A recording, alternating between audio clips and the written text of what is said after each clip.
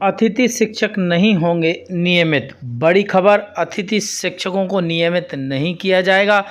इस संदर्भ में लोक शिक्षण संचालनालय ने पत्र जारी करके ये स्पष्ट कर दिया है। आप सभी जानते हैं अतिथि शिक्षक काफ़ी लंबे समय से नियमितीकरण की मांग कर रहे हैं कि गुरुजी की तर्ज पर उन्हें नियमित किया जाए, परंतु अब लोक शिक्षण संचालनालय ने स्पष्ट कर दिया है कि अतिथि शिक्षक नियमित नहीं होंगे। चलिए लोक शिक्षण संचालनालय का वो पत्र देखते हैं जिसमें ये महत्वपूर्ण बात लिखी गई है। तो आप देख रहे हैं लोक शिक्षण संचालनालय का ये पत्र है और साथियों ये स्पष्ट है कि यहाँ पर कुछ अतिथि शिक्षक कोर्ट गए थे। कोर्ट जाने वाले हैं याचिकाकर्ता फिरोज मंसूरी और WP क्रमांक नंबर दिया गया 308/2023, पता मुसलमान मोहल्ला और ये महागढ़ जिला नीमच से हैं। इन्होंने न्यायालय में अपनी याचिका दायर की थी। अतिथि शिक्षक हैं नियमित करने के संदर्भ में और उन्होंने अपना पक्ष रखा था नियमित को लेकर। कोर्ट में क्या रखा था कि उक्त निर्णय के अनुक्रम में याचिकाकर्ताओं द्वारा अभ्यावेदन प्रस्तुत किया गया। याचिकाकर्ताओं द्वारा अपने अभ्यावेदन में ये उल्लेख किया गया है कि वे शिक्षक पात्रता परीक्षा उत्तीर्ण हैं तथा D.Ed B.Ed उपाधि है और 3 से लेकर 15 वर्षों तक लगातार अतिथि शिक्षक के रूप में पढ़ाने का अनुभव है। अन्य राज्यों की भांति अन्य राज्यों में भी अतिथि शिक्षकों को नियमित किया गया है। इस आधार पर याचिकाकर्ताओं को नियमित करने की मांग की गई है।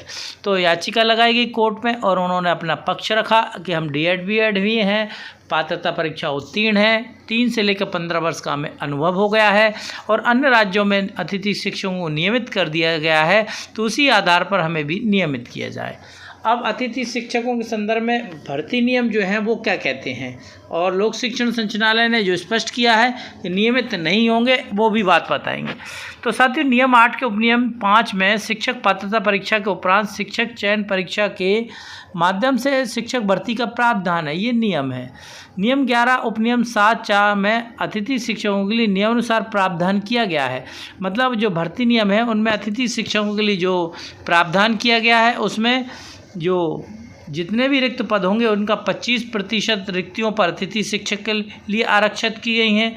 दूसरा, जिनके द्वारा न्यूनतम 3 शैक्षणिक सत्र अथवा 200 दिन उन्होंने काम किया है और 200 दिवस मध्य प्रदेश शासन द्वारा संचालित शासकीय विद्यालयों में अतिथि शिक्षक के रूप में कार्यरत हैं, परंतु अतिथि शिक्षकों के लिए आरक्षित पदों की पूर्ति नहीं होने पर अन्य रिक्त पदों पर अन्य योग्यताधारी या पात्रता अनुसार अभ्यर्थियों से की जाएगी। तो ये आरक्षण की व्यवस्था की गई है। 25% रिक्त पद रहेंगे और ये आरक्षण 200 दिवस जिन्होंने पढ़ाया उनके लिए रहेगा। एक तो बात, अब जो याचिकाकर्ता ने जो नियमितीकरण की मांग की थी उसके संदर्भ में स्पष्ट कर दिया लोक शिक्षण संचालनालय, वो बात और पढ़ते हैं।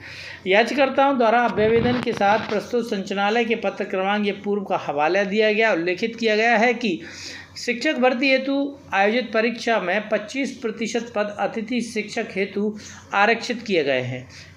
इसी अनुसार कार्रवाई की जाती है। तो रिजर्वेशन है, आरक्षित पद हैं, इसी हिसाब से भर्ती में काम होता है। उक्त तथ्यों से स्पष्ट है कि अतिथि शिक्षक को सीधे नियमित किए जाने का कोई भी प्रावधान या नियम नहीं है। अतः उक्त तथ्यों के आधार पर याचिकाकर्ताओं का अभ्यावेदन अमान्य कर प्रकरण का निराकरण किया गया है। तो स्पष्ट कर दिया। कोर्ट जाने के बाद कोर्ट ने अपना जो याचिकाकर्ता द्वारा केस लगाया गया, इसके बाद कोर्ट में जो जवाब प्रस्तुत किया गया है लोक शिक्षण संचालनालय ने स्पष्ट कर दिया है कि अतिथि शिक्षकों के लिए भर्ती के जो नियम है उसमें 25% पद आरक्षित किए गए हैं और उसी नियमों के आधार पर भर्ती की जाती है। सीधे नियमित करने का कोई प्रावधान या कोई नियम नहीं है। इन सब बातों से स्पष्ट है कि मध्य प्रदेश सरकार अतिथि शिक्षकों को नियमित करने के मूड में नहीं है। पत्र के द्वारा भी ये पूरी बात सामने आ गई है। अतिथि शिक्षकों के लिए एक और नया अपडेट सामने आया है। आपने यदि अतिथि शिक्षक के लिए आवेदन किया है तो नेक्स्ट वीडियो ज़रूर देखें।